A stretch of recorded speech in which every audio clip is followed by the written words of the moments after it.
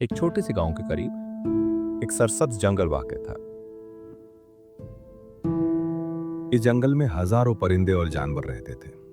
इन सब की हिफाजत करता था एक बूढ़ा शख्स जिसका नाम भोया मुनव्वर था।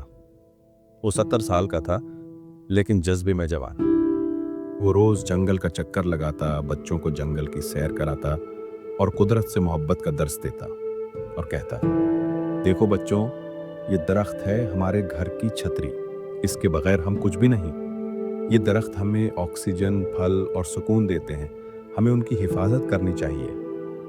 एक दिन खबर आई कि हुकूमत जंगल काट कर वहां फैक्ट्री और कॉलोनियां बनाना चाहती है। सरकारी अफसर भोया के पास आए और इजाजत तलब की। पूरे गांव की नजरें भोया पर थीं। सब जानते थे कि हुकूमत का हुक्म लाजमी माना जाएगा, मगर भोया ने नरम मगर पुख्ता आवाज से कहा, मैं इजाजत नहीं दूंगा, जंगल नहीं कटेगा।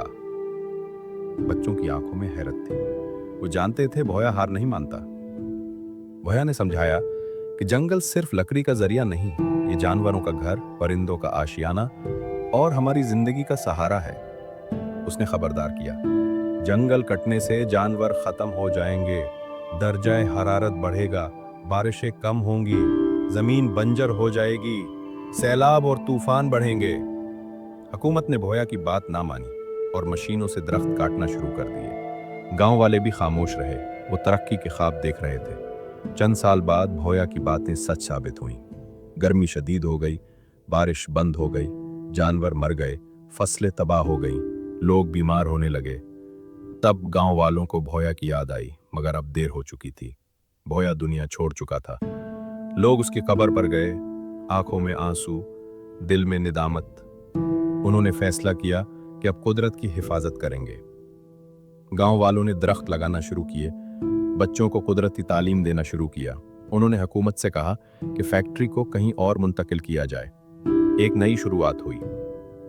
10 साल बाद जंगल वापस उगाया, परिंदे जानवर लौट आए, मौसम बेहतर हो गया, गांव में खुशहाली वापस आ गई। भोया को मुहाफिज फितरत करार दिया गया।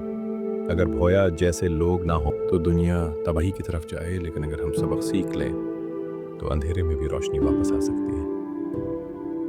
आओ बच्चों, एक पौधा लगाएं, दरख्त से मोहब्बत करें, तभी भोया जैसी रोशनी हर दिल में जलेगी।